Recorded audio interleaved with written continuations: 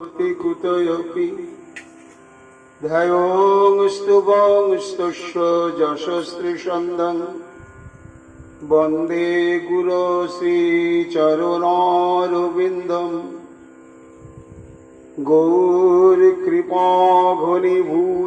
प्रभुं श्री हरिनन्दनं मम जीवन सर्वस्वं भक्त्यानौमि पुनः पुनः राधा कृपामयं वपुं श्री गुरुदिनतारकं प्रभुं श्री गौरगोपालं भक्त्यानौमि पुनः पुनः अजानुलम्बितभुजौ कनकावदातु संकीर्तनैकपितरौ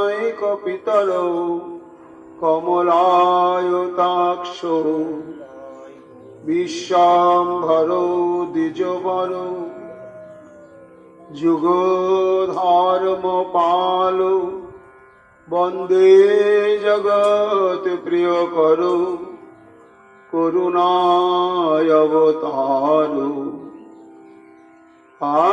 आनन्दलीलामय विग्रहाय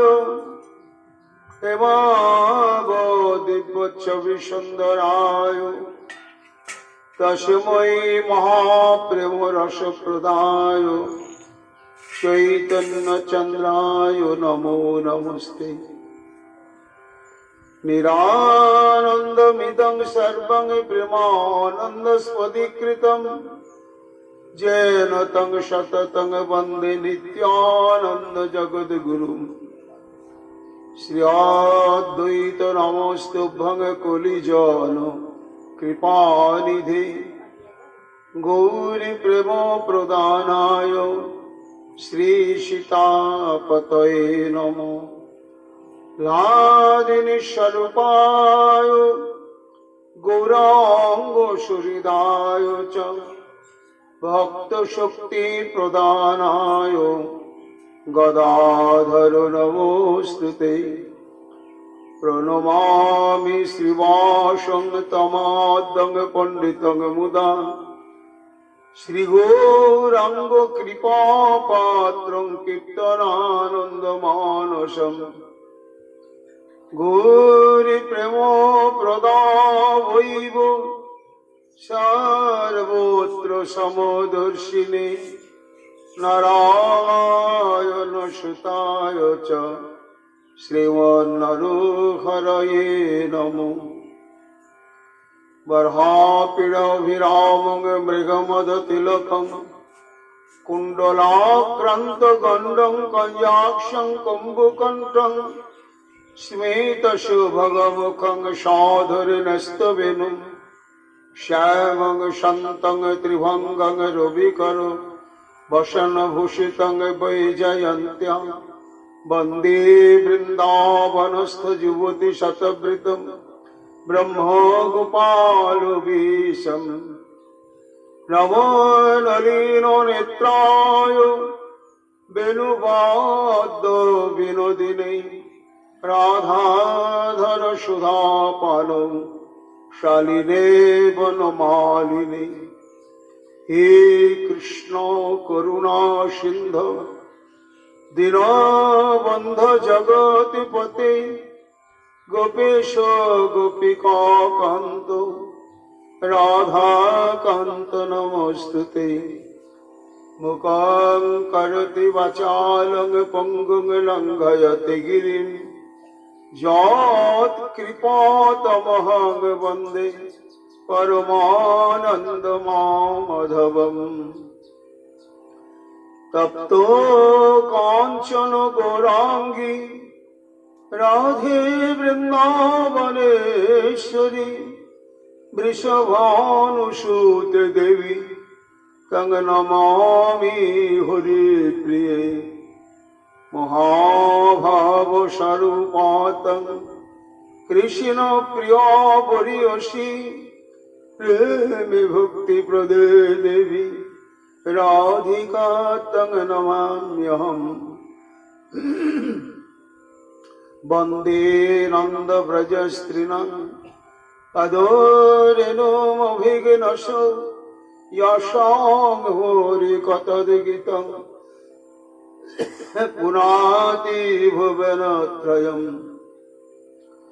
आचतुर्वदन ब्रह्मा दिवाहुरपरो हरि अभालोचन शम्भुर् भगवान् बदरायणि यं प्रव्रजन्तमनुपेतमपेतकृत्यं दैपायन विरह कातरया जुहाव पुत्रिति तन्मया तया तरवयोभिनेदुस्तं सर्वभूतहृदयमणिमानतस्मि तमादिदेवं करुणानिधारं तमालवर्णं श्वेतावतारम् अपार संसार समुद्रसेतुं भजामहे श्रीभागवतस्वरूपम् वंशाकल्पतरुभ्यश्च कृपा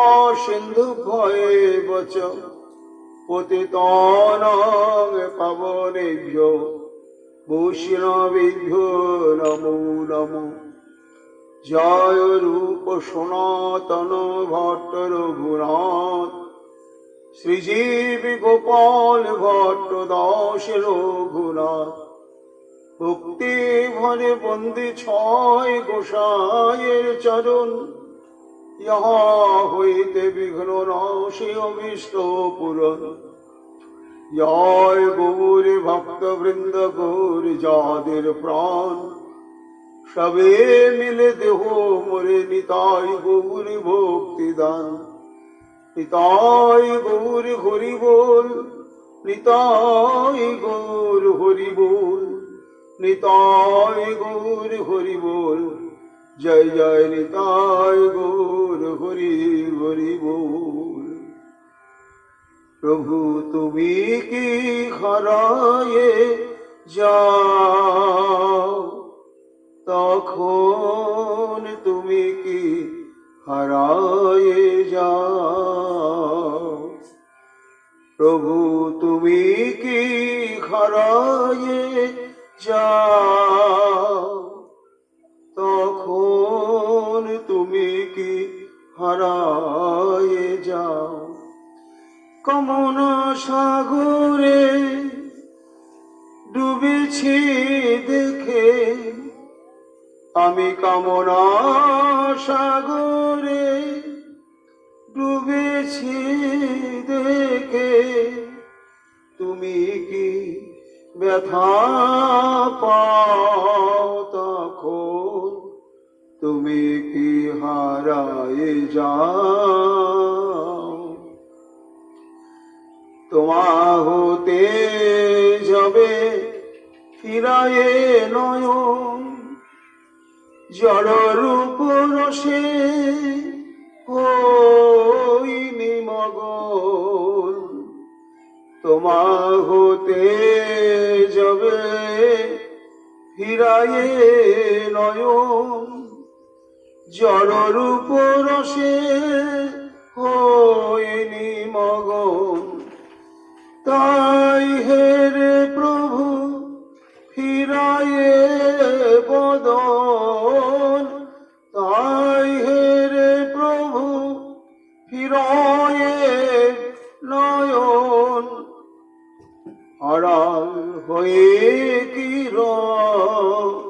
তখন তুমি কি হারায়ে যাও। প্রভু তুমি কি হারায়ে যাও তখন তুমি কি হারায়ে যাও।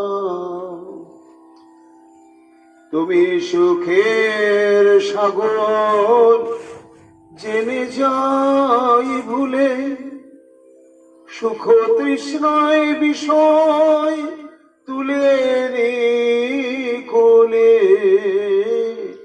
তুমি সুখের সাগর জেনে যাই ভুলে সুখ তৃষ্ণায় বিষয় তুলে নি কোলে, সদা জলে মরি দুঃখের অনলে, সদা জলে মরি দুঃখের অনলে। তুমি তাতে কি দুঃখ পাও তখন, তুমি কি হারায়ে যাও, তুমি কি হারায়ে যাও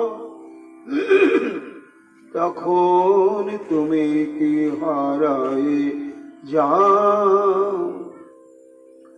তোমার ভালো বাসিতে বাসিতে আবার ভালোবাসিতে ধায় অন্যের পানেতে, তোমার ভালো বাসিতে বাসিতে ভালোবাসিতে ধায় অন্যের পানেতে, কপটি অভিনয় পারিয়া জানিতে, কপটি অভিনয় পারিয়া জানিতে, গোপনে লুকায়ে তখন, তুমি কি হারায়ে যাও,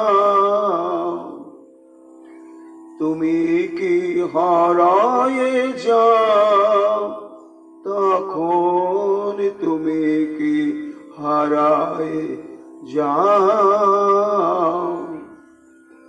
ছাড়িয়া তোমার গুণানুকীর্তন অন্য কথার রসে মগ্ন হই অনুক্ষণ, ছাড়িয়া তোমার গুণানুকীর্তন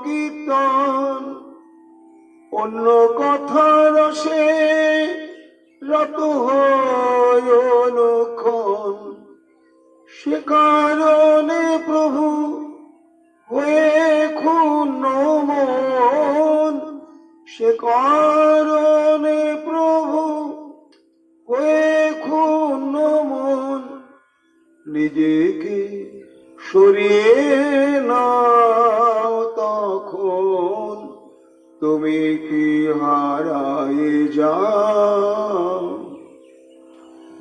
তুমি কি হারায়ে যাও তখন, তুমি কি হারায়ে যাও। কহিছে দাস স্বরূপ দামোদর, শূন্য করে প্রভু আমার অন্তর, কহিছে দাস স্বরূপ দামোদর, শূন্য করে প্রভু আমার অন্তর।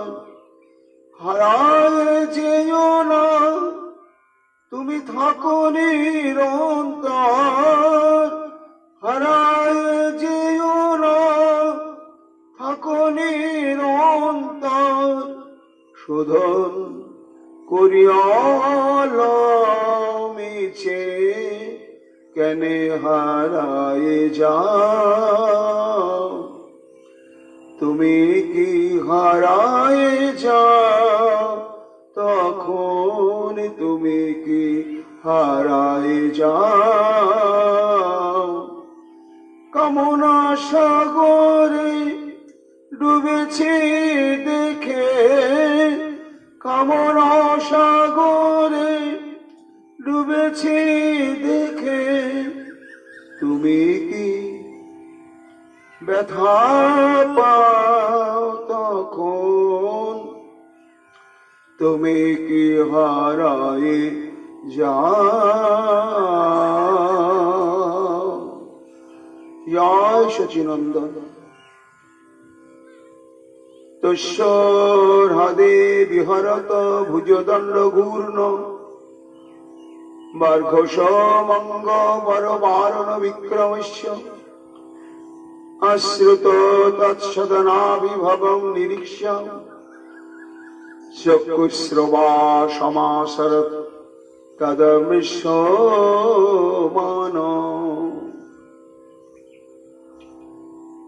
সর্ববেদান্ত সার পুরাণ চক্রবর্তী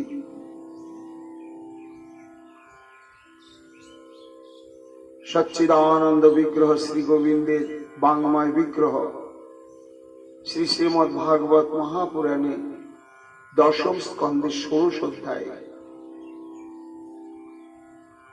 সপ্তাহকাল মধ্যে নিশ্চিত মৃত্যু। ব্রহ্ম শাপগ্রস্ত মহারাজ পরীক্ষিত শ্রোতা। তিনি এটাই জানতে চেয়েছিলেন মরণশীল মানুষের জীবনের মুখ্য কর্তব্য কি। তার উত্তরে তিনি যখন জানলেন যে নিরন্তর এই গোবিন্দের লীলা কথা শ্রবণ কীর্তন এবং স্মরণ, এটি হচ্ছে প্রত্যেকটি মানবেরই জীবনের মুখ্য কর্তব্য। এর জন্যই জীবিকা নির্বাহ করতে হবে, এর জন্যই বেঁচে থাকতে হবে, এর জন্যই শরীরকে রক্ষা করতে হবে। এটি সম্যক উপলব্ধি করে তাই তিনি প্রায় উপবেশন ব্রত গ্রহণ করলেন। 7 দিন আমি এক মুহূর্ত অন্য উদ্দেশ্যে সময়কে ব্যয় করব না, নিরন্তর আমি শুধু শ্রবণ করেই যাব।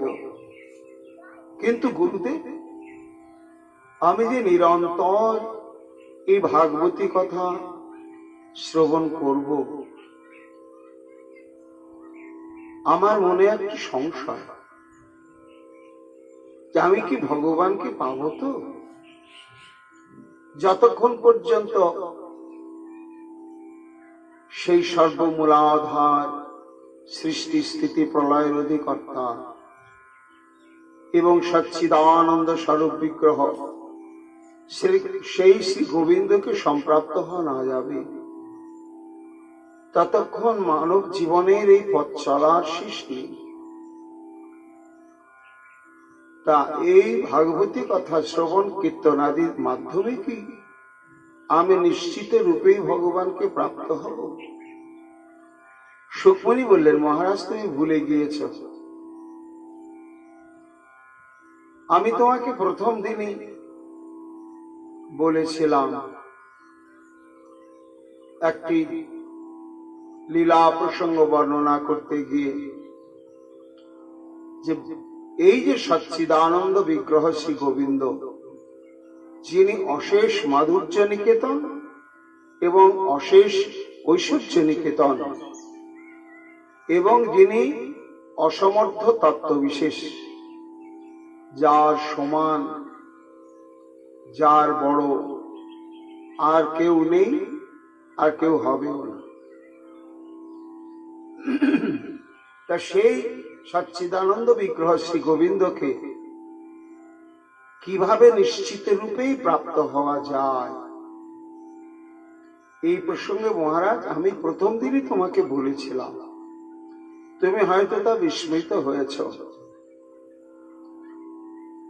একবার আবার তুমি চিন্তা করে দেখো, আমি যখন মহাভাগ্যবতী, মহাভক্তিমতী এবং ভগবানের স্বরূপ ঐশ্বর্য এবং মাধুর্য তত্ত্ববেত্তা একজনই পরিকর, তিনি হচ্ছেন কুন্তী দেবী।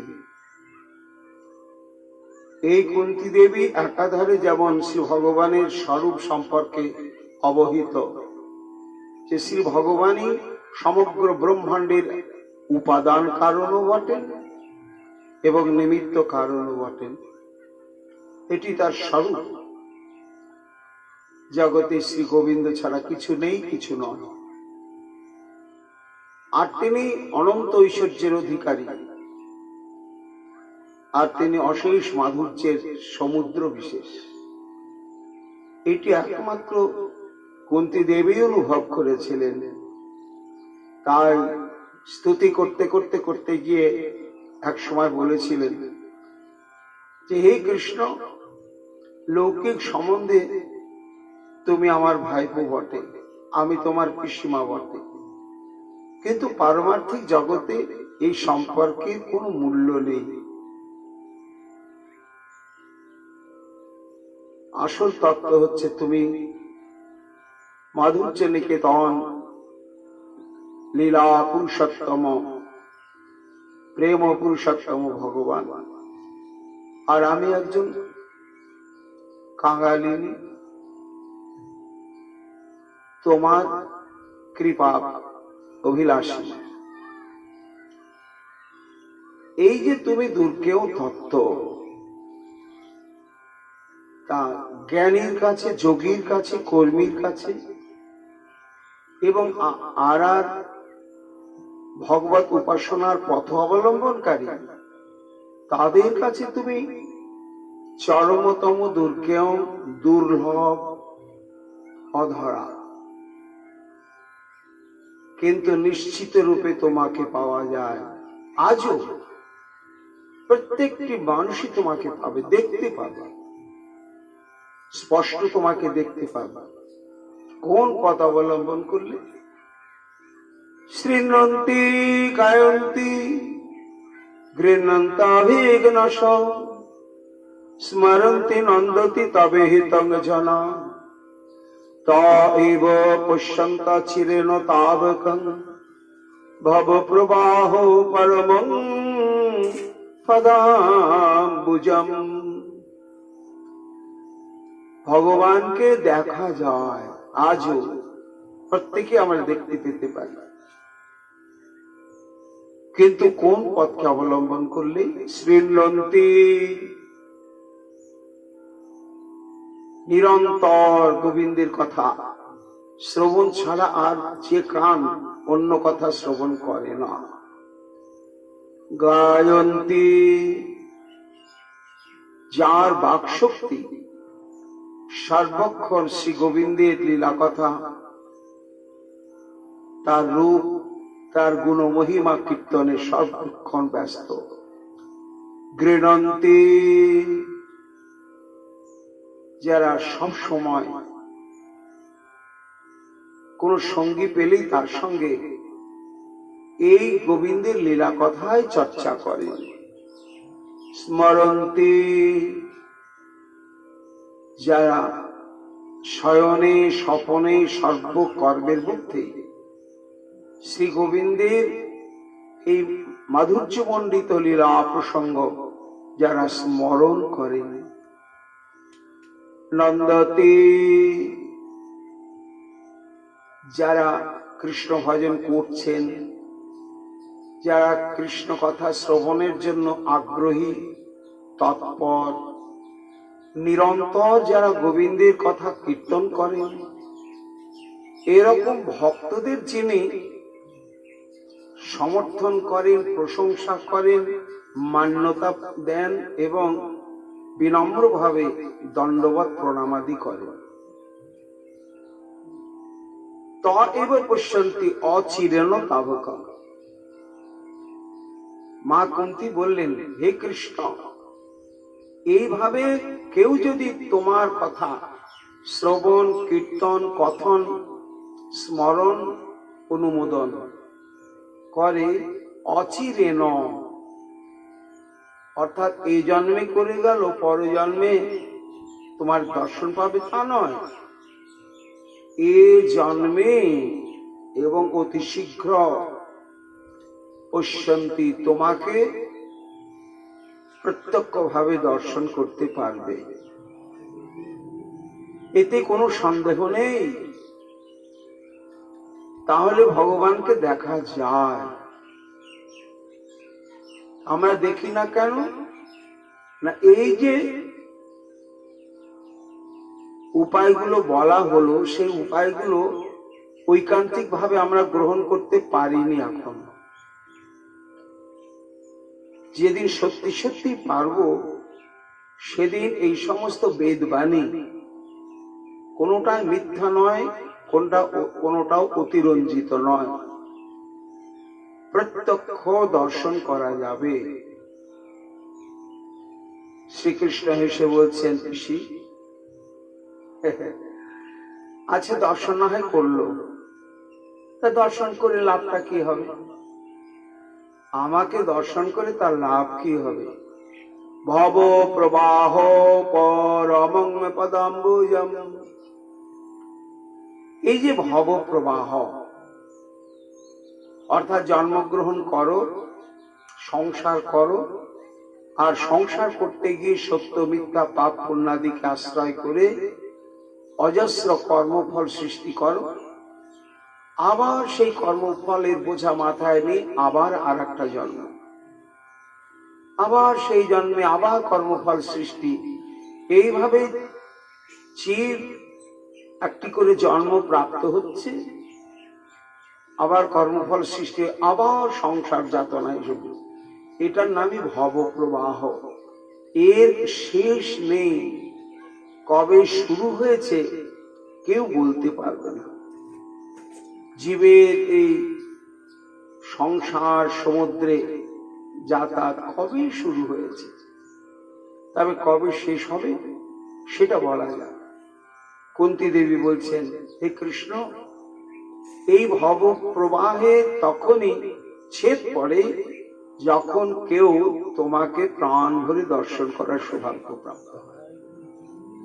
এই শ্রবণ কীর্তন কথন অনুমোদন ঐকান্তিক ভাবে এই উপায়গুলোকে অবলম্বন করলে নিশ্চিত রূপেই তোমার চরণ দর্শন ঘটে, আর তোমার চরণ দর্শন ঘটলে আর তাকে এই ভব সংসারে বারংবার যাতায়াত করতে হয় না। কেন হয় না? না তখন সে তোমার সেবাযোগ্য নিত্য সিদ্ধ দেহ প্রাপ্ত হয়ে যায়, হয়ে গিয়ে তোমার সেবানন্দে পারিষদ গণের মধ্যে অন্তর্ভুক্ত হয়ে থেকে যায়। সুখদেব গোস্বামীপাদ বলছেন, মহারাজ পরীক্ষিত, এই যে তুমি সন্দেহ প্রকাশ করছো যে ভগবানের লীলা কথা শ্রবণই করে যাব, শ্রবণই করে যাব, শ্রবণই করে যাব, ভগবানকে পাবো কি নাই দেখো, এটা আমি প্রথম স্কন্ধেই তোমাকে বলেছিলাম, বিস্মিত হয়েছ। কখনো ভগবত লীলা কথা শ্রবণ কীর্তন এবং স্মরণ এই তিনটি অঙ্গ অনুশীলন করলে কখনো তা ব্যর্থ হয় না, নিশ্চিত রূপেই ভগবত সম্প্রাপ্ত হওয়া যায়। তুমি শোনো, ওই দেখো হ্রদের দিকে তাকিয়ে দেখো, তস্য হ্রদে বিহরত ভুজদণ্ড ঘূর্ণ বাঘর্ষ মঙ্গ বড় বারণ বিক্রমস্য। অর্থাৎ সেই বিশাল কদম্ব বৃক্ষ, সেই কদম্ব বৃক্ষে আরোহণ করে ভগবান শ্রীকৃষ্ণ মালসাট মেরে একেবারে এত সজরে ঝম্প প্রদান করলেন, গিয়ে সেই যে 12 কিলোমিটার লম্বা চড়া কালীদহ, সেই কালীদহের মাঝখানে গিয়ে পড়লেন। পরে এইবার বিহরত জলবিহার আরম্ভ করলেন। বার্ঘোষভঙ্গ জলমণ্ডপ বাদ্য, জলের মধ্যে ঘুষি দিয়ে তার উপরে সজরে চপেটাঘাত করলেই অদ্ভুত শব্দ হয়। এমন দাপাদাপি করছেন, আবার জলবাদ্য করছেন, এবং সজরে সেই পরিক্রমার মতো সমগ্র হ্রদ সাঁতার দিতে দিতে পরিক্রমা করছেন। ঠিক দেখে মনে হচ্ছে কি জানো মহারাজ, বড় বারণ বিক্রমস্য, যেন একটি গজরাজ এই বিশাল জলাশয়ে নেমে তার জলবিহার বাসনা পরিতৃপ্ত করছে। গজরাজ মানে হাতি, হাতি যদি কোনো জলাশয়ে নেমে দাপাদাপি করে তাহলে জলের অবস্থা কেমন হয়? উথাল পাথাল। আশ্রিত তৎসদনাবিভাবং নিরীশ্ব।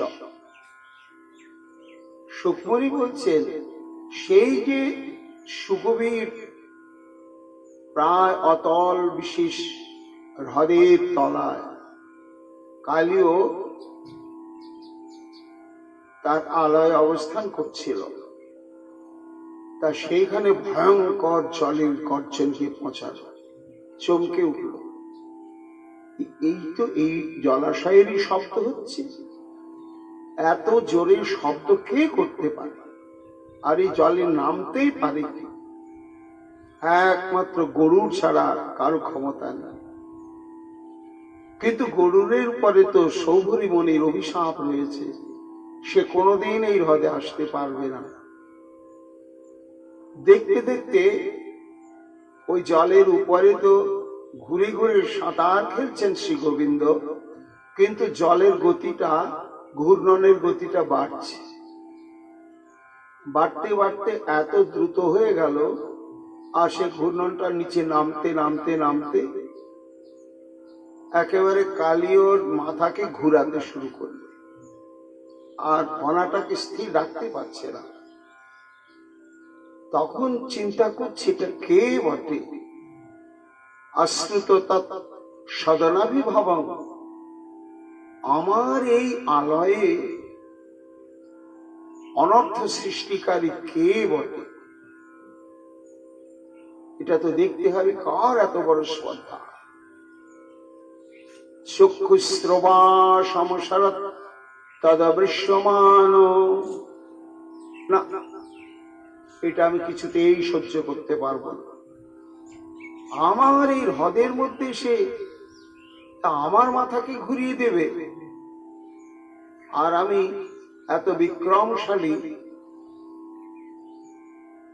গরুকেও পর্যন্ত আমি ভয় পাই না, আর আমি নিশ্চিন্তেটা মেনে নিব, সহ্য করব? কখনোই না। তাই ধীরে ধীরে উপরে উঠলো। কে উঠলো? চক্ষুশ্রবা। সুখমণি বললেন, মহারাজ, চক্ষুশ্রবা, চক্ষুশ্রবা মানে হচ্ছে সর্প। সাপের এক নাম চক্ষুশ্রবা। প্রাণী জগতে ভগবানের এক অদ্ভুত সৃষ্টি। এই সর্পের ক্ষেত্রে সর্পের একটা ইন্দ্রিয়ে দুটো ইন্দ্রিয়ের শক্তি দেওয়া আছে। কি সেটি? না, সাপ শুনতে পায় কিন্তু তার কান নেই। তো কান নেই, শুনতে পায় কি করে? না, চক্ষুশ্রবা। শাস্ত্র বলছেন ওরা চোখ দিয়ে দেখতে পায় আর চোখ দিয়ে শুনতে পায়। এই জন্য সর্পের এক নাম হচ্ছে চক্ষুশ্রবা। ভগবানের কি অদ্ভুত লীলা! ওরা ওই একটা ইন্দ্রিয় দিয়ে দেখতেও পাবে আবার শুনতেও পাবে। সেই চক্ষুশ্রবা কালীনাথ ধীরে ধীরে উপরে উঠে এলো। বিগর্ণিত ভুজদণ্ড তরঙ্গ কল্ললে, নগরাজে শব্দ বাজিল উতরলে, শুনিয়া শবদ নাগ প্রকোপে জ্বলিল, সসন্নে আসিয়া কৃষ্ণে চৌদিকে বেরিল। ধীরে ধীরে যখন তর্জন গর্জন করতে করতে তার সঙ্গী সাথীদের নিয়ে উপরে উঠে এসে দেখছে ভয়ঙ্কর পরিস্থিতি। কি না, গোবিন্দ তো স্বাভাবিকভাবে অত বড় 12 কিলোমিটার চওড়া লম্বা হ্রদ সাঁতার খেলছেন, কিন্তু সেই সন্তরণ ঘূর্ণনের প্রভাবে জল এত এত জোরে ঘুরছে, আর ঘূর্ণনের গতিবেগটা এত দ্রুততম পরিস্থিতিতে পৌঁছেছে যে ওই হ্রদের ভেতরে গর্তে গর্তে যত অজস্র অসংখ্য সর্প ছিল, তারা ওই জলের ঘূর্ণনের আকর্ষণে কেউ আর নিজ নিজ গর্তের মধ্যে থাকতে পারলেন না। পিলপিল করে সব গর্ত থেকে বেরিয়ে পড়েছে। পড়ে এইবার তারাও বনবন করে খুঁজছে, ওই আর স্বকীয় অস্তিত্ব নিয়ে তারা সরে যেতে পারছে না। কালীও তো আরো আশ্চর্য হয়ে গেল, এত বড় প্রভাব যে আমার সমস্ত বংশধরগণ আজ তারা একেবারে আক্রান্ত হয়ে পড়েছে। কে বটে? তাং প্রেক্ষণীয় সুকুমার ঘনাবদাতম শ্রীবৎসপিত বসন স্মিত সুন্দরাস্যম ক্রিয়ন্তম অপ্রতিভায়ম কমলোদাঙ্ঘ্রি ছন্দস্য মর্মসুরুষা ভুজয়া চাদ। সুকমণি বলছেন, মহারাজ তখন তার বিশাল ফনাকে তুলে কৃষ্ণের দিকে তাকান। কি রূপ দেখলেন শ্রীকৃষ্ণের? না, শ্রীকৃষ্ণ যখন শত্রুদের পীড়ন করেন আর যখন রাসলীলা করেন তখন তার অভিব্যক্তিটি একই রকমই থাকে। সেই মুখে হাসি, সেই স্নিগ্ধ সুন্দর মনোরম মাধুর্য মণ্ডিত তার তনু। সুকমণি বলছে, মহারাজ সুকুমার ঘনবাদাতম, ঘন শব্দ হচ্ছে মেঘ, নব জলধরের ন্যায় কান্তি বিশিষ্ট এবং সুকুমার, তার অঙ্গ প্রত্যঙ্গ গুলো ঠিক যেমনটি হলে একটি মানুষকে শ্রেষ্ঠ বলে পরিগণিত করা যাবে, ঠিক অঙ্গ প্রত্যঙ্গের সন্নিবেশটি তদনুরূপ সুকুমার। আর সেটে বস্ত্রটা পরা রয়েছে, সাঁতার দিচ্ছেন তো ঢিলা ঢালা বস্ত্র পরে সাঁতার দেওয়া যাবে না, কিন্তু কেমন পীত বসনম, চকচকে উজ্জ্বল হলুদ বস্ত্র পরিহিত। শ্রীবৎস, শ্রীকৃষ্ণের উন্মুক্ত বক্ষের ডান দিকে শুভ্র বর্ণ রোমরাজি আছে, তাকে বলা হয় শ্রীবৎস চিহ্ন। স্মিত সুন্দরাস্যম, একা একাই কি অদ্ভুত জগৎ পাগল করা হাসি হাসছেন, কেউ নেই, একাই তো সাঁতার খেলছে আর কি অদ্ভুত হাসছে। ক্রীড়ন্তম অপ্রতিভয়ম, এবং এই যে সাঁতার খেলছে দেখতে তো পাচ্ছেন সহস্র সহস্র সমস্ত বিভিন্ন আকৃতির সর্পগুলো বেরিয়ে পড়েছে, তারাও জলের ঘুরপাকে সামলাতে না পেরে তারা বনবন করে ঘুরছে, তারা তো কৃষ্ণের আশেপাশে ঘুরছে। এর মধ্যে নাগরাজ কালীও তার শত ফনাকে বিস্তৃত করে গর্জন করতে করতে উঠে মাথা তুলে দেখছে। শ্রীকৃষ্ণ দেখলেও অপ্রতিভয়ম, অকুত ভয়, কোনো ভয় নেই, আতঙ্কের বিন্দুমাত্র চিহ্ন প্রকাশ হচ্ছে না। অকুত ভয়ে তিনি সানুভবানন্দে বিভোর হয়ে সাঁতার খেলছে।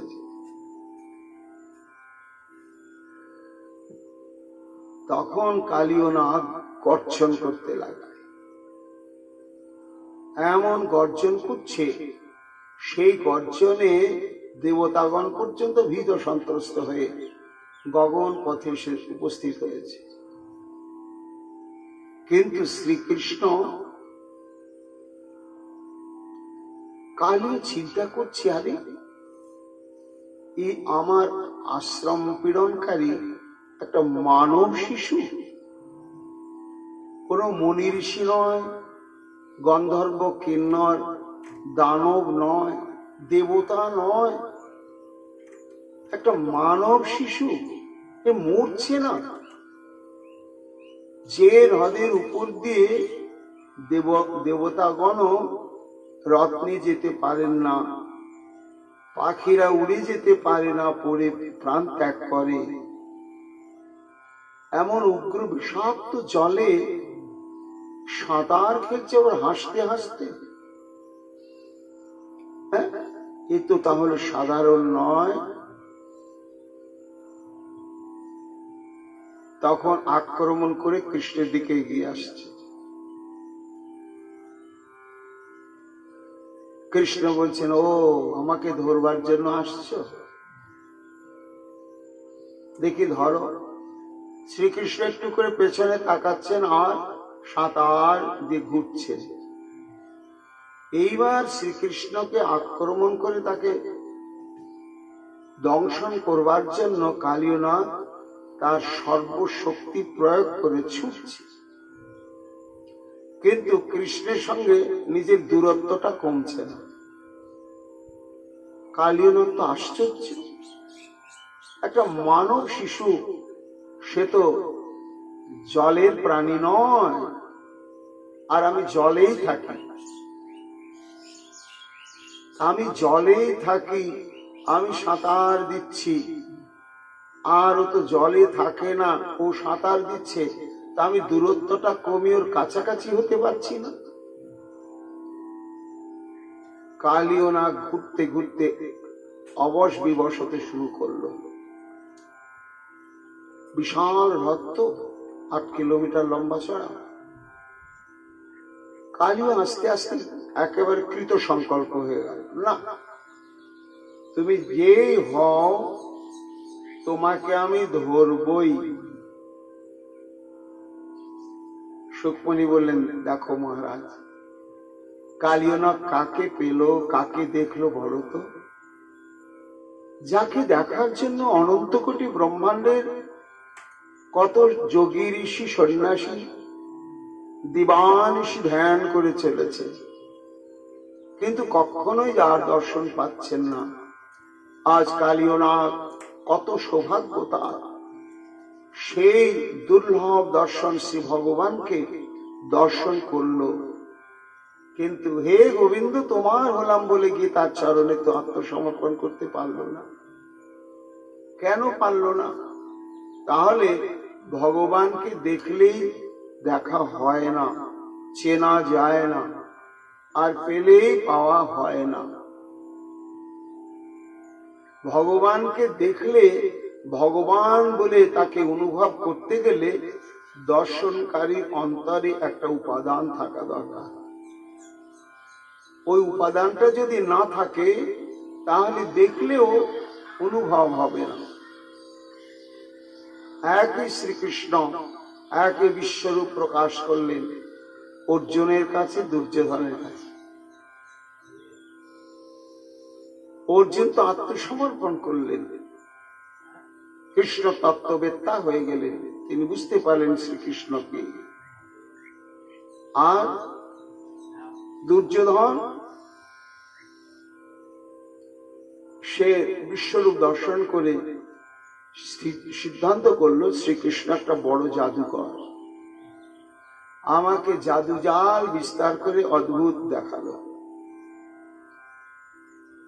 একই কৃষ্ণ একই স্বরূপ দেখালেন, অনুভব হলো না দুর্যোধনের। কেন না? একটা উপাদানের অভাব। সেই উপাদানটার নামই হচ্ছে কি? প্রেম ভক্তি। নিতাই গৌর হরি। প্রেমাঞ্জন ছুরিত ভক্তি বিলোচনেন সন্ত সদৈব বিলয়কন্তে হৃদয়েষু। ব্রহ্মাজি বললেন যে অন্তরে এবং নয়নে যতক্ষণ পর্যন্ত শুদ্ধ কৃষ্ণ প্রেম ভক্তির কাজল না লাগবে ততক্ষণ ভগবানকে দর্শন করলেও অনুভব হবে না, পেলেও পাওয়া হবে না। কালীয় তো শত্রু ভাব, এই জন্য কৃষ্ণকে দর্শন করে চিনতে না পেরে ধরতে ছুটছেন তার পেছনে, দূরত্ব কমছে না। আস্তে আস্তে কৃত সংকল্প হয়ে গেল কালীয় না। তোমাকে আমি ধরবই। সারা জীবন যদি আমাকে ঘুরতে হয়, ঘুরতে ঘুরতে যদি আমার প্রাণটাও চলে যায়, তবু আমি তোমার পেছনে ছুটতে থাকবই, তোমাকে আমি ধরবই ধরব। এইভাবে কৃত সংকল্প হয়ে ক্রমে ক্রমে আত্মস্মৃতি হারা হয়ে গেল কালিয়রা। দিন না রাত, জল না স্থল, আমি সর্প না দেবতা না মানব, সব ভুলে গেল। শুধু কিছু দেখতে পাচ্ছে না, সামনে দেখছে ছোট্ট ছোট্ট দুটো লাল টুকটুকে পা জলের মধ্যে নড়ছে, উঠছে আর ছুটছে।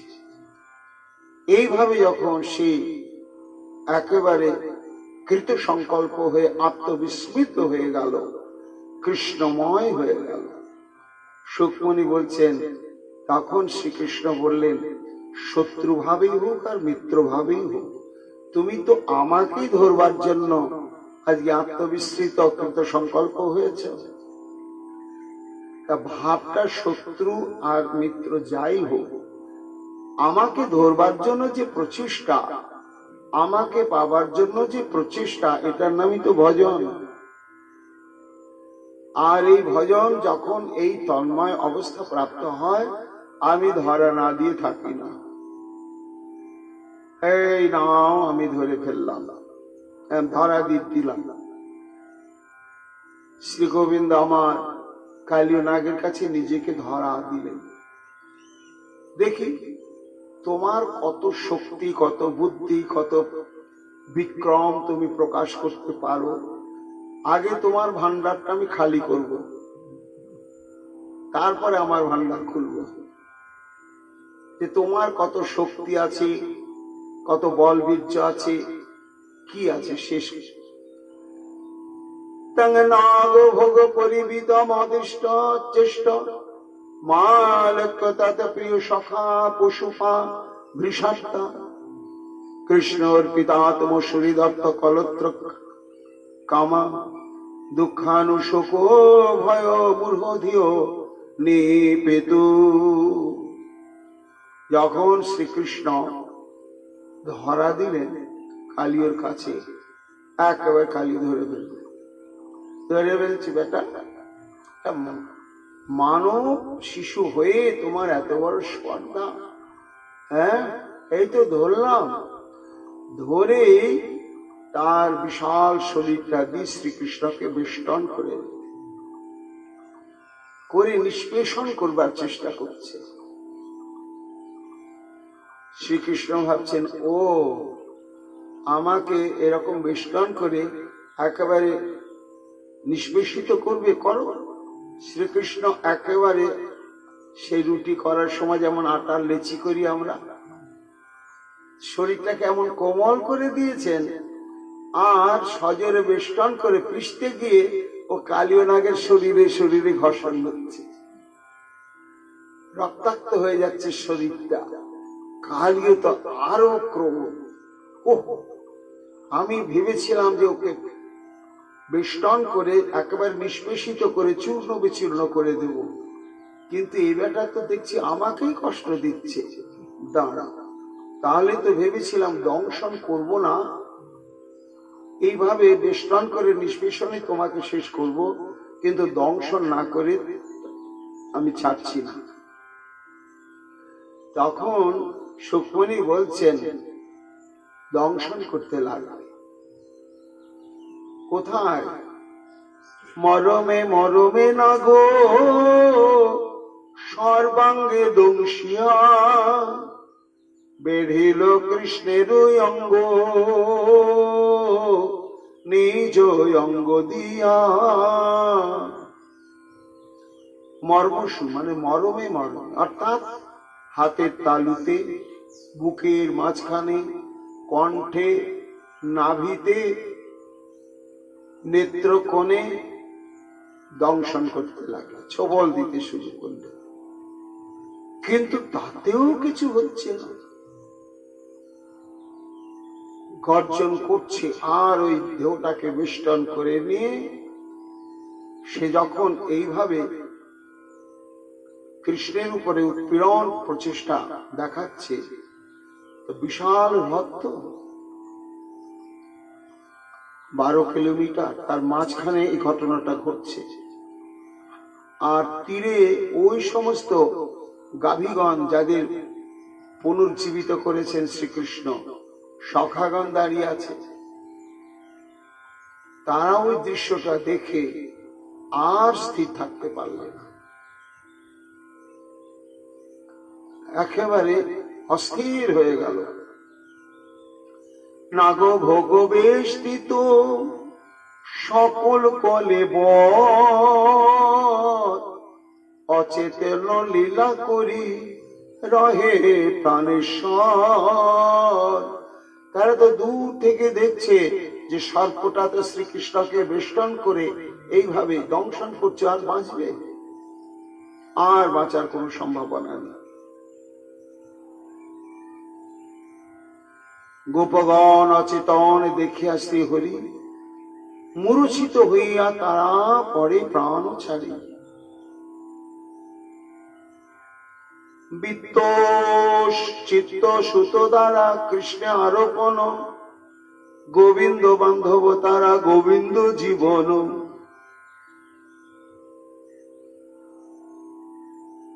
সুখমণি বলছেন, সখাগণ আর্তনাদ করে চিৎকার করতে লাগলো। গাভীগণ তার সঙ্গে বাছুরগুলো তারা এমন একেবারে গলা ছেড়ে হাম্বা হাম্বা করে ছটফট ছটফট করছে, আর শ্রীকৃষ্ণের দিকে তাকিয়ে চোখের জলে ভাসছে, যেন হা গোবিন্দ বলতে চাইছে, পারছে না, উচ্চস্বরে চিৎকার করছে। আর সখাদের অবস্থা কি হলো? দেখিয়া রাখালো গণ কাঁদিয়া কুল প্রাণ, সবে পরে মূর্ছিত হইয়া পুকারি শ্রী দাম কাঁদে কেহ থির নহি বাঁধে। পুকারি শ্রীদাম কাঁদে কেহ থির নহি বাঁধে। ক্ষণেকে চেতন সবে পাইয়া। কানাই, আমাদের বাঁচালি কেন? তোর যদি এই মনে ছিল কানাই, তুই ভবলীলা সঙ্গ করবি, আমাদের বাঁচিয়ে রেখে আমাদের চোখের সামনে আমরা মরছিলাম নিশ্চিন্তে, তোর নাম করতে করতে তোর স্মৃতি নেই, কিন্তু আমাদের তুই বাঁচিয়ে দিয়ে এ কি আমাদের সম্মুখে তুই দেখাচ্ছিস? আমাদের বাঁচিয়ে তুই এইভাবে সর্প কবলিত হয়ে জীবনে লীলা তুই অবসান করবি। বেলার ডোবার আগে ফিরে যেতে হবে ঘরে। কি বলবো কি যশোদাকে? কি বলি যাইব ঘরে, কি বলিব যশোদারে? ধেনু বৎস কাঁদে উভরায়, নয়ন জলে ভেসে ধেনু বৎস কাঁদে উভরায়। কেন কাঁদে? তাদের যে কৃষ্ণ ছাড়া কেউ নেই, তারা যে কৃষ্ণ ছাড়া কিছু বোঝে না। সুখমণি বলছেন, কৃষ্ণে অর্পিত আত্মা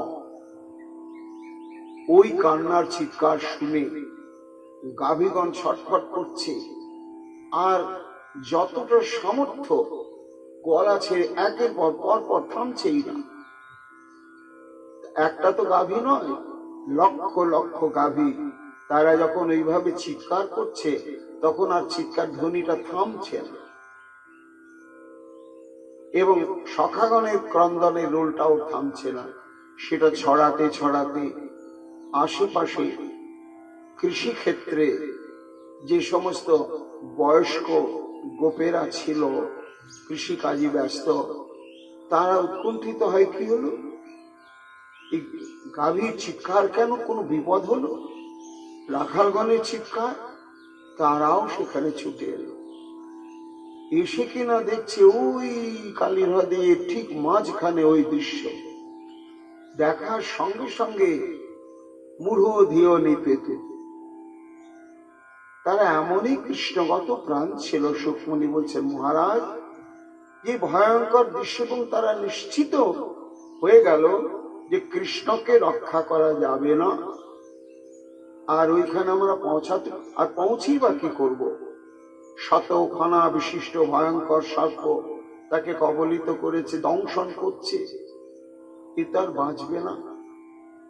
তো ওর প্রাণান্ত দশা দেখার আগেই তারা এতই কৃষ্ণগত প্রাণ ছিল, সঙ্গে সঙ্গে সব হতচেতন হয়ে মূর্ছিত হয়ে পড়তে লাগলো সেখানে। কেমন না, যারা কৃষ্ণগত প্রাণ, কৃষ্ণ জাতের শহীদ, এবং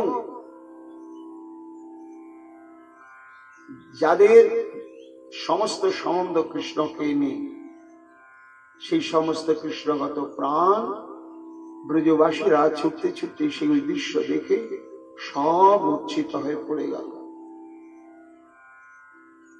গাবো বৃষা বৎসতর্য ক্রন্দমানা দুঃখিতা কৃষ্ণেন তীক্ষ্ণাভিতা রুদন্ত ইব তস্থিরে। স্বতন্ত্র ভাবে সুখমণি এই ধবলী, শ্যামলী, কালী, কমলী, গঙ্গা, যমুনা, মৃদঙ্গমুখী ইত্যাদি সমস্ত কৃষ্ণের প্রিয় ধেনুগণ, তারা কি আর্তনাদ করে ক্রন্দমানা, কাঁদছে, আর চোখের জলে ভাসছে, আর ছটফট করছে, এবং ওই কৃষ্ণের দিকে সবার দৃষ্টি। তেন বৃষবৎসগণ কাঁদিতে লাগিল, কৃষ্ণের দৃষ্টি আরোপিয়া দাণ্ডাইয়া রহিল। পরিস্থিতি এমন হলো যে এই দুর্ঘটনার সংবাদ নন্দালয়ে কেউ পৌঁছে দেবে এরকম আর কেউ রইল না। নন্দালয়ে নন্দ যশোমতী গোপবৃন্দ বা নন্দগ্রামের কোন গোয়ালারা সংবাদটা পেলই না যে সুদূর কালীদহে কি ঘটনা ঘটল। তখন গগন পথে সমস্ত দেবতাগণ তারা সেখানে উপস্থিত হয়েছিলেন। তারা চিন্তা করলেন, আমরা কিছু পারি বা না পারি, এই সংবাদটা তো কোন অশুভ সংকেতের মাধ্যমে আমরা নন্দগ্রামে মা যশোমতী এবং নন্দ মহারাজ আদি সব গোপীবৃন্দকে তো জানাই দিতে পারি। তখন তারা কতগুলো অশুভ লক্ষণ ওই নন্দগ্রামের প্রকাশ করতে শুরু করলেন। সে অশুভ লক্ষণগুলো কি? অথ ব্রজে মহতে পাতা স্ত্রী বিধা ঝাতি দারুণা উত পেতুর ভুবি দিব্যাত মনান্যাস ভয় সংসীন।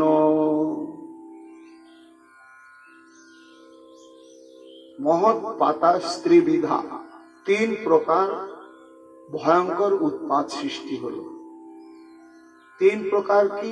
আকাশে, পৃথিবীতে, আর ব্রজবাসীগণের দেহেতে। এই তিনটি স্থানেতে তিন প্রকার উৎপাত সৃষ্টি হলো।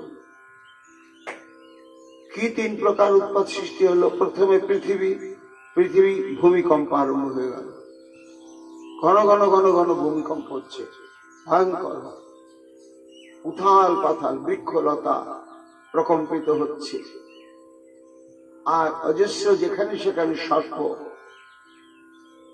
বিচরণ করতে লাগলো। তারপরে কাক, লাখো লাখো কাক কা কা করতে করতে আকাশ সে ছুটাছুটি করতে লাগলো।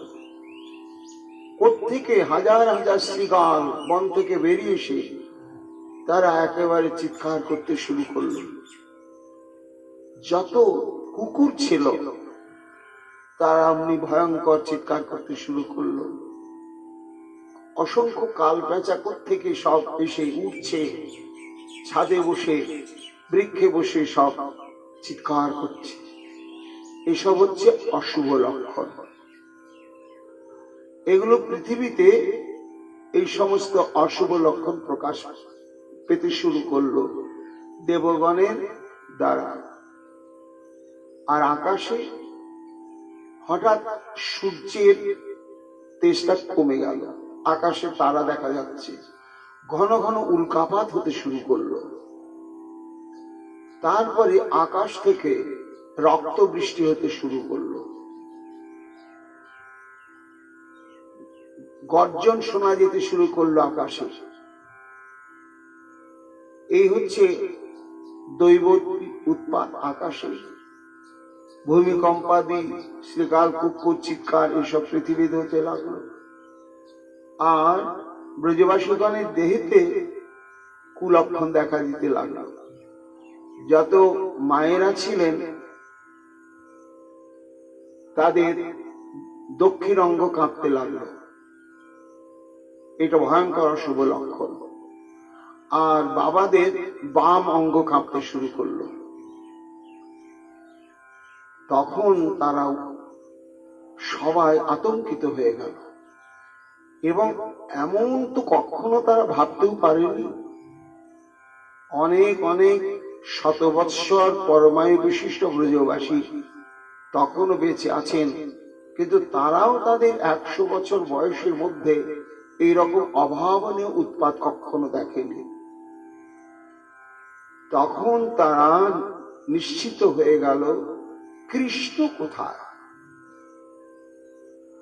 এই উৎপাত ব্রহ্মাণ্ড হয়তো প্রলয় হয়ে যাবে, কিংবা এমন কোথাও অমঙ্গল ঘটে গিয়েছে, সে অমঙ্গলের সূচনাটা এইখানে এসে প্রকাশ পাচ্ছে। তা মঙ্গল অমঙ্গলের একমাত্র আমাদের পরম আস্বাদী হচ্ছে তো শ্রীকৃষ্ণ। তখন সমস্ত ব্রজবাসীগণ ছুটে এলো। দিবসে আধারো গোকুল মাঝারো, সঘনে কাঁপয়ে মহি। আবার রুধির বরিখে নয়ন নিমিখে, সবাই হে রয়ে ওহি, সবাই হে রয়ে ওহি। ছত্র ছত্র বিষধর সর্পগণ বিচরণ করছে। এইসব লক্ষণ দেখতে দেখতে তারা নিশ্চিত হলো কানাই কোথায়, গোপাল কোথায়, আমাদের মাধব কোথায়। বেঁচে নেই মনে হয়, নিশ্চয় কৃষ্ণ বেঁচে নেই। তাই এই সব থেকে বড় অমঙ্গল এটাই সূচিত আমাদেরকে জানিয়ে দিচ্ছে। সব কাঁদতে কাঁদতে আর্তনাদ করতে করতে গোপেরা নন্দ বাবার কাছে এসে হাজির হলেন, আর মায়েরা মা যশোমতীর কাছে এসে হাজির হলেন। বাবা বাবা, গোপাল কই, গোপাল কই। মায়েরা এসে যশোদাকে বলছে, যশোদা তো লালা কই, গোপাল কই, আমাদের যা ঘটছে ঘটুক, কিন্তু আমরা যে স্থির থাকতে পারছি না, গোপাল বেঁচে আছে কি নেই। কেন? অঘাসুরের উদরে প্রবেশ করেছিল, তখন তো ভূমিকম্প হয়নি, এমন অমঙ্গলের সূচনা হয়নি। কেন না, অবলীলা ক্রমে অঘাসুরকে নিহত করে শ্রীকৃষ্ণ আত্মশক্তিতে আবার যেমন তেমনি ছিলেন। এই জন্য কোন অমঙ্গল সূচিত হয়নি। কিন্তু আজকে মনে হচ্ছে যে নিশ্চয় কৃষ্ণের কিছু হয়েছে। কোথায় কৃষ্ণ? নন্দ বাবা বলছেন, বলরাম বিনে সখা গণসনে গোপাল গিয়েছে বলে। আরে বলরামকে যে ঘরে দেখা যাচ্ছে। মহারাজ নন্দ বলছেন, হ্যাঁ গোপগণ, আজকে বলরামের জন্ম নক্ষত্র উদয় হয়েছে, তার জন্য যাগ যজ্ঞ ইত্যাদি আয়ু বৃদ্ধির কামনায় একটা অনুষ্ঠান সূচি রেখেছেন মা রোহিণী দেবী। এই জন্য বলরাম আজ গোচারণে যায়নি, একমাত্র আমার গোপালই গিয়েছে। কোন বনে গিয়েছে তা তো জানি না। গোপীরা মা যশোমতীকে বলছে, হ্যাঁ রে যশোদা, তোকে বলে যায়নি গোপাল কোথায় গিয়েছে? হ্যাঁ, তুই তো মা। যশোদা কাঁদতে কাঁদতে বলছে, মা মা মা, আমাকে আর মা বলিস না, আমি মা নয়, আমি রাক্ষসী। আমি জেনে শুনেই বোধহয় চিরকালের জন্য গোপালকে হারিয়ে ফেললাম রে বলে বারবার মা মূর্ছা যেতে লাগলেন। আবার তারা প্রকৃতিস্থ করছেন। ধীরে ধীরে একটু সম্বিত ফিরে পেয়ে কাঁদতে কাঁদতে বলছেন, কেন?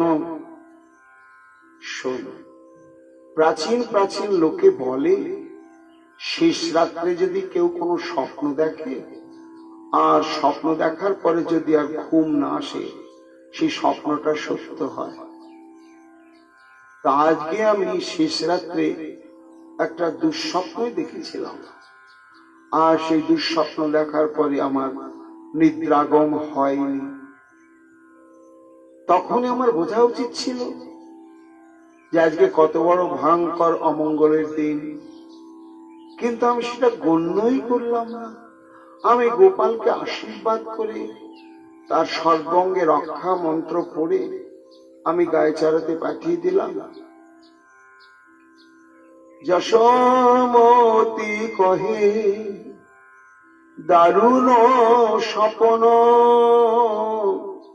আমি দেখিনু রজনী শেষে, দেখিনু রজনী শেষে, কিবা আমার গোপালে ভুজঙ্গে বের হলো, আমার গোপালে ভুজঙ্গে বের হলো, চারণ বিষম বিষে, জারল বিষম বিষে। শেষ রাত্রে স্বপ্ন দেখলাম গোপাল আমার কোন বনে কি এক বিষাক্ত জলের সরোবরের মধ্যে ডুবে গিয়েছে, আর অজস্র বিষধর সর্প আমার গোপালকে আক্রমণ করেছে। গোপাল আমার ভীত সন্ত্রস্ত হয়, মা মা তুমি কোথায়, আমাকে রক্ষা করো, এই বলে আর্তনাদ করছে। আর সে বিষাক্ত জলের জ্বালা সহ্য করতে না পেরে বাচ্চা আমার ছটফট ছটফট হচ্ছে। শেষ রাত্রির স্বপ্নটা আমি দেখলাম, আর ঘুম হয়নি। তখনই তো আমার বোঝা উচিত ছিল যে এইভাবে শেষ রাত্রির স্বপ্ন বাস্তব হয়, কিন্তু আমি ভুলে গেলাম মহাজনের এই কথা। আমি তাকে আশীর্বাদ করে বনে পাঠিয়ে দিলাম। এই বলে মা বারবার ঘন ঘন মূর্ছা যেতে লাগবে।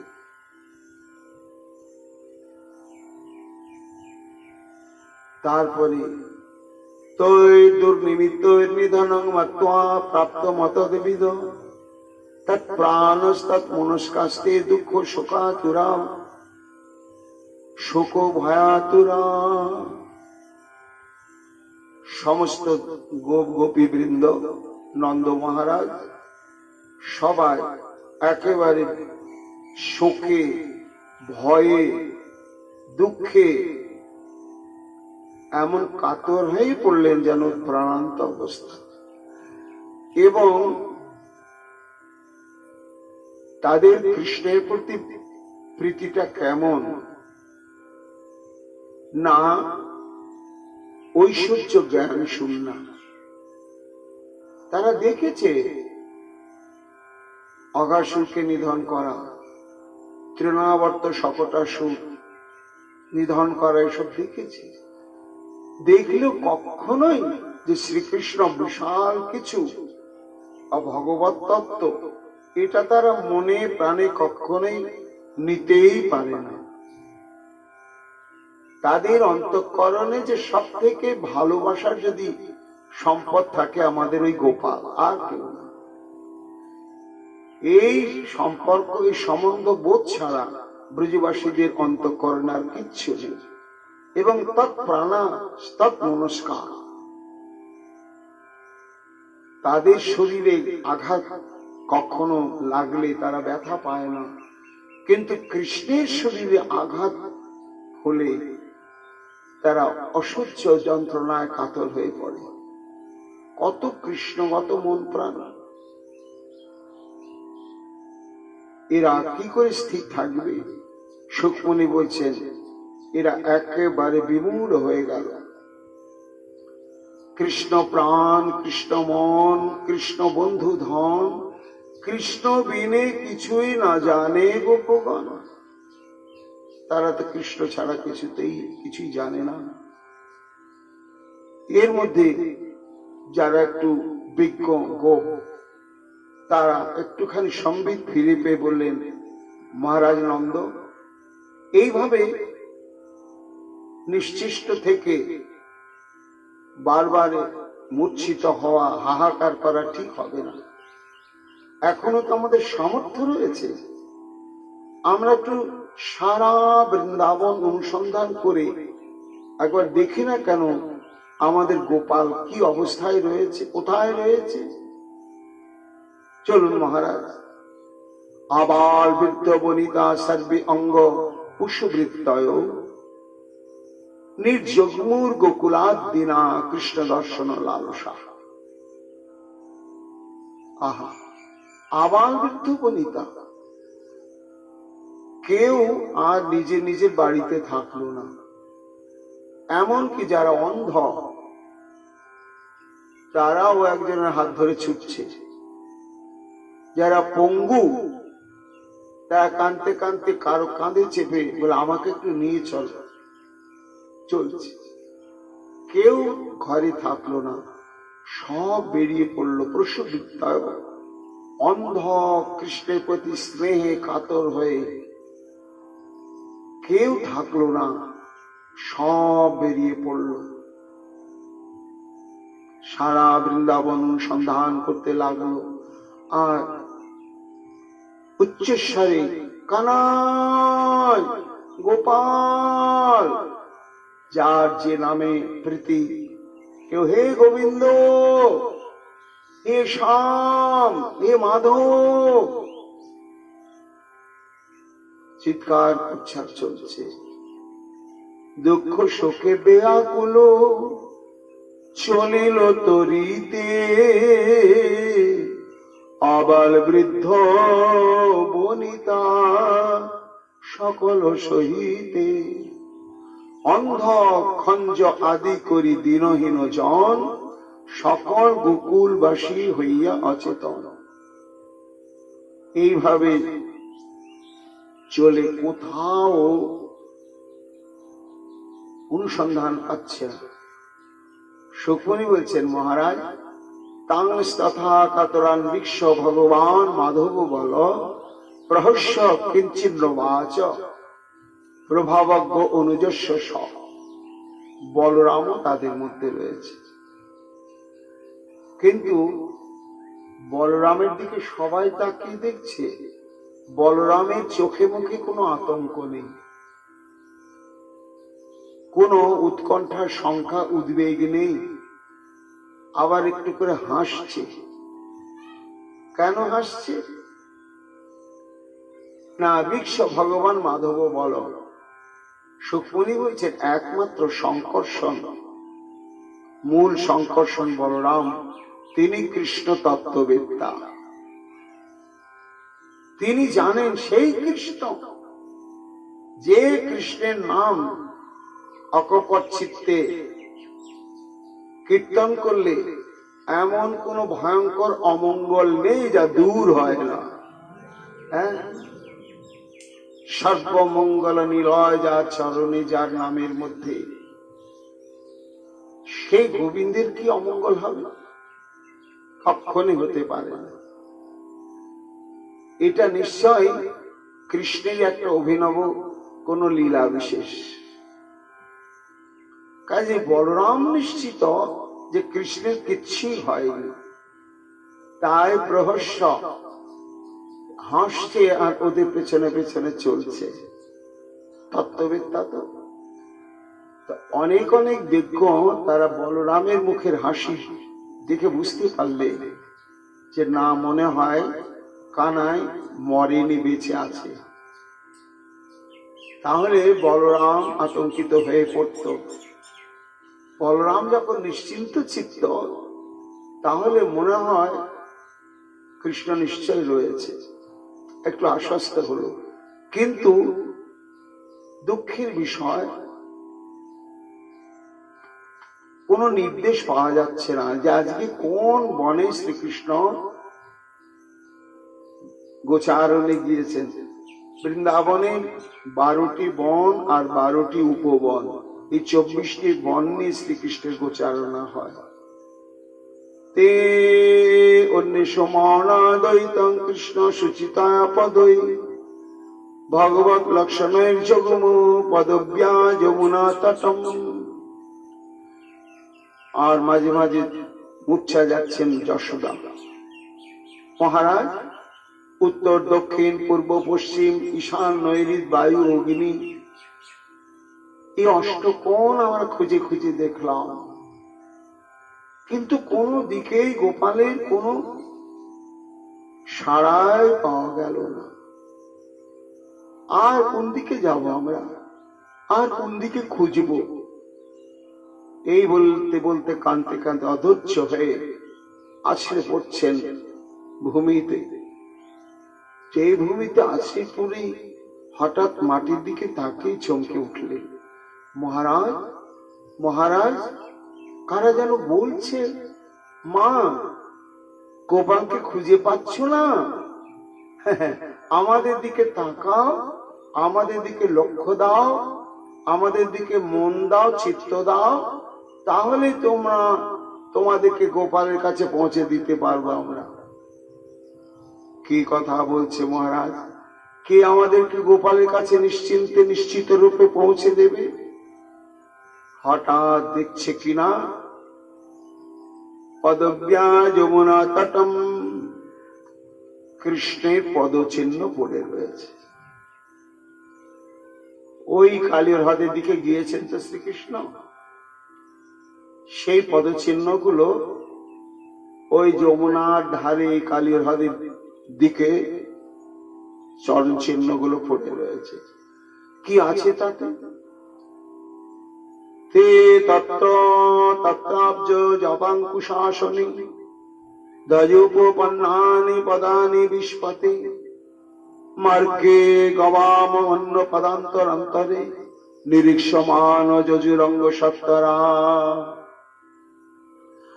কৃষ্ণের চরণে আছে 19টি চিহ্ন। এই 49টি চরণ চিহ্ন সমন্বিত পায়ের ছাপ সুস্পষ্ট ভাবে প্রত্যেকটি পদচিহ্নই একেবারে দেখা যাচ্ছে। এবং আরো আশ্চর্য কথা কি না, মার্গে গবান্ন পদান্তরান্তরে, ওই পদ দিয়ে কৃষ্ণ যাওয়ার পরে অনেক গবাম অর্থাৎ গোপবৃন্দ, ব্রজবাসী তারা চলেছেন। কিন্তু তারা গেলেও আশেপাশে তাদের পদচিহ্ন পড়ে রয়েছে। তাদের পদচিহ্নের আড়াল হয়নি কৃষ্ণের পদচিহ্নগুলো। আশ্চর্য, সুস্পষ্ট ভাবেই দেখা যাচ্ছে। তখন তারা নিশ্চিত হয়ে গেলেন যে এই পদচিহ্ন অনুসরণ করে আমরা যদি যেতে পারি তা নিশ্চিতই কৃষ্ণের কাছে পৌঁছে যাব। সুখমণি বলছেন, মহারাজ এই দেখো, এই যে পথের মাঝে কৃষ্ণের পদচিহ্ন, এই একটি রহস্যময় ভগবানের লীলা। গো শব্দে গাভী, গো শব্দে গোপ, গো শব্দে পৃথিবী, গো শব্দে ইন্দ্রিয়, গো শব্দে বেদ। তা গবাং মার্গে অন্য পদান্তরান্তরে। টিকাকার এখানে ব্যাখ্যা করছেন যে গোপগণের পদচিহ্নের দ্বারাও আবৃত হয়নি, গাভীগণের পদচিহ্নের দ্বারাও কৃষ্ণের পদচিহ্ন আবৃত হয়নি, সুস্পষ্ট ভাবেই দেখা যাচ্ছে। ঠিক তেমনি বেদ মার্গ, শ্রুতি মার্গটি কৃষ্ণ প্রাপ্তির পথ ঠিক অরণ্যের ন্যায়। লাখো লাখো পথ সেখানে আছে। জ্ঞান, কর্ম, যোগ, সকাম, লাভ পূজা প্রতিষ্ঠাকামী, হাজারো রকম পথ। সমস্ত পদই শ্রুতির মধ্যে, বেদের মধ্যে রয়েছে। আবার তার মধ্যেই রয়েছে শুদ্ধা ভক্তির সংবাদ, শুদ্ধা ভক্তি বা ভাগবত ধর্মের পথটি সুব্যক্ত রয়েছে। তাই শ্রুতিতে যে ভগবত প্রাপ্তির হাজারো রকম পথ নির্দেশনার মধ্যেও আড়াল হয়ে যায়নি শুদ্ধ প্রেম ভক্তি পথ, সেটি সমুজ্জ্বল হয়ে অবস্থান করছেন। যে পথকে অবলম্বন করলে অনায়াসে মানুষ শ্রী গোবিন্দের চরণ প্রান্তে গিয়ে পৌঁছে যাবে। এটি যেন ওই চরণ চিহ্ন জগৎকে জানাচ্ছে। আর কি জানাচ্ছে না, এই অপ্রাকৃত চিন্ময় পদচিহ্ন বৃন্দাবনের ধরিত্রী দেবী আজ নিজে তিনি ধন্যাতি ধন্যা হয়েছেন। কেন না, শ্রীকৃষ্ণের অনন্ত ধাম, এই অনন্ত ধামের মধ্যে একমাত্র ব্রজধাম, যে ব্রজধামে আমার শ্রী গোবিন্দ নগ্ন পদে বিচরণ করেছেন এবং করেন আজও। আর অন্য সমস্ত ধামে তিনি পাদুকা ব্যবহার করেন। তাই কোন ধামে ধরিত্রী দেবী সরাসরি শ্রী ভগবানের চরণে স্পর্শ পায় না, একমাত্র ব্রজের ভূমি।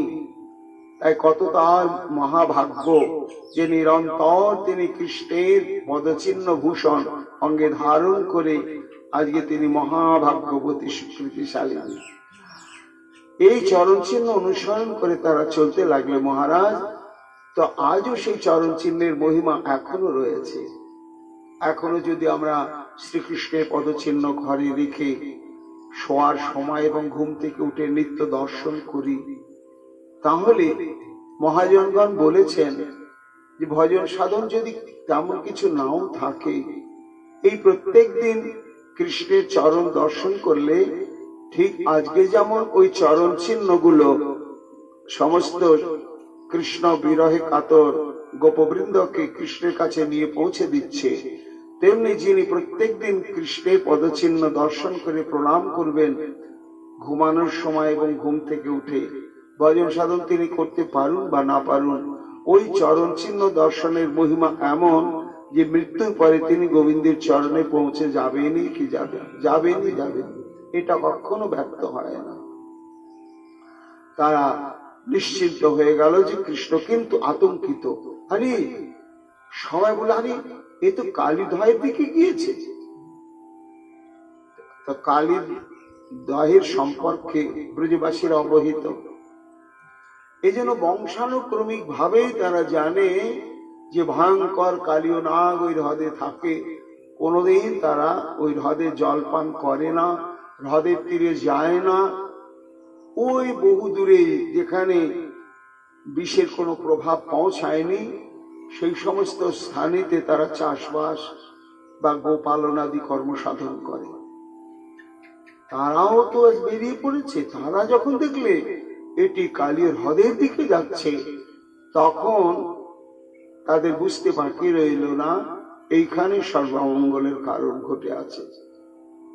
উৎকণ্ঠিত সন্দিগ্ধ চিত্তে তারা তখন ধীরে ধীরে অগ্রসর হতে লাগবে।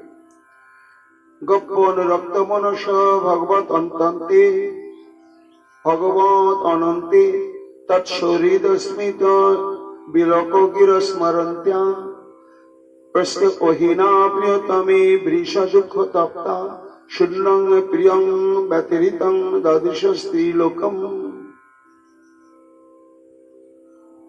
সমগ্র ওই যে 12 কিলোমিটার লম্বা চওড়া হ্রদ, চারিদিকে জনারণ্য সৃষ্টি হয়ে গেল। সহস্র সহস্র ব্রজবাসী তারা চারিদিকে হ্রদের চারিদিকে উপস্থিত হয়ে গেল। আর সেই অত বড় সুদূর বিস্তৃত তার মাঝখানে কালীয় নাগ বেষ্টিত সেই দৃশ্য কে সইতে পারবে তা দেখে? সুখমণি বলছেন, মহারাজ, গোপ্য অনুরক্ত মনস ভগবত অনন্তে কৃষ্ণ কৈশোর বয়সে উন্নীত হয়েছেন, কাজে অঙ্গ প্রত্যঙ্গে তার কৈশোর মাধুর্য অভিব্যক্ত হয়েছে অদ্ভুত ভাবে। ঠিক বৃন্দাবনে নবকিশোরী যত কুমারী এবং নববধূগণ তারাও কৃষ্ণ মাধুর্য দর্শন করে আত্মসমর্পিতা হয়ে গিয়েছে। কৃষ্ণের সঙ্গে মিলন ঘটেনি, কিন্তু দূর থেকে দর্শন, এই দর্শনে চাহনিতে আকার ইঙ্গিতে উভয়কে ভালোবেসে ফেলেছেন। এই সমস্ত পূর্ব রাগবতী গোপীগণ তারাও আজকে এসেছেন, তারা এসে তখন দেখছেন, কিন্তু তারা কৃষ্ণকে যে ভালোবেসে ফেলেছে, তাই হে প্রিয়তম, হে প্রাণ কৃষ্ণ শব্দগুলো বলছে না। কেন? গোপন প্রেম তো বলা যাবে না, প্রকাশ হয়ে যাবে। তাই তারা কিছুই বলছে না, শুধু স্মৃতিপটে ভাসছে যে যখনই যখনই কখনো দেখা দেখি হয়ে যেত, কৃষ্ণ একটু মুচকি হেসে তার অন্তরের গুরু বাসনাকে কি করে অভিব্যক্ত করতেন তাদের কাছে। কখনো ওই 1300 নয়নের অদ্ভুত দৃষ্টির জাদু দিয়ে তাদেরকে মোহগ্রস্ত করে ফেলতেন, আবার কখনো এমন মিষ্টি কথা বলতেন। এই সমস্ত স্মৃতিগুলো তাদের অন্তরে জাগতে লাগলো। তারা গলা ছেড়ে কাঁদতে না পারলো, গুমরে গুমরে এমন ভাবে অবরুদ্ধ হৃদয় হয়ে শোকে মুহ্যমান হয়ে একেবারে পলকহারা নয়নে ওই বিভৎস দৃশ্যের দিকে তাকিয়ে থাকলো, এবং সমগ্র ব্রজভূমিটা তাদের কাছে শূন্য বলে মনে হলো। যে যদি কৃষ্ণের কিছু হয় আমরা ঘরে যাব না। কেন না? এই বৃন্দাবন বাসের একমাত্র উদ্দেশ্যই হচ্ছে কৃষ্ণ সেবা, কৃষ্ণ দর্শন, কৃষ্ণ সঙ্গ। যে বৃন্দাবনে কৃষ্ণ থাকবে না, সেই বৃন্দাবন যতই সৌন্দর্য মাধুর্যের নিকেতন হোক, যত সুখ যত আনন্দের সম্পদে পরিপূর্ণ হোক, সেই বৃন্দাবনে আমরা থাকতে পারবো না। এই বলে তারা কাঁদতে লাগলেন। তার মধ্যে শ্রীমতী রাধারানীও ছিলেন। এই রাধারানীর অবস্থাটি কেমন হলো আমরা আগামীকাল সেই প্রসঙ্গ শ্রবণ কীর্তন করব। এই যে ব্রজবাসীগণের যে বিরহ সুখমণি এবং অন্যান্য পুরাণ খুব গভীর ভাবে বর্ণনা করেছে এবং মহাজনগণ করেছে, যে তারা কতখানি যে ভালোবাসত কৃষ্ণকে। এই কালীদমন লীলাতে সেটি প্রকাশ হলো। সর্বপ্রথম কৃষ্ণের আবির্ভাবের পর থেকে যত যত লীলা ক্রমান্বয়ে প্রকাশিত হয়েছে, তার মধ্যে এই কালীদমন লীলাতে অভিব্যক্ত হলো কৃষ্ণের প্রতি এই পূর্বরাগবতী গোপিকা বৃন্দের যে অনুরাগ, অনুরক্তি, সেটা আমরা আরো বিস্তৃত আগামীকাল শ্রবণ কীর্তন করব। এখনকার মতো শ্রীমদ্ ভাগবতীর কালীয় দমন লীলা প্রসঙ্গ এখানে বিশ্রাম লাভ করছে। জয় রাধে, জয় রাধে, জয় রাধে, জয় রাধে। রাধে রাধে রাধে, জয় শ্রী রাধে রাধে রাধে, হ রাধে প্রাণ রাধে রাধে রাধে রাধে অপার করুণাময়ী রাধে রাধে রাধে প্রেমী ভক্তি প্রদায়িনী রাধে রাধে রাধে চরণে শরণ নিলাম রাধে রাধে রাধে চরণ ছাড়া করুণা হে রাধে রাধে রাধে জয় রাধে জয় রাধে জয় রাধে জয় রাধে।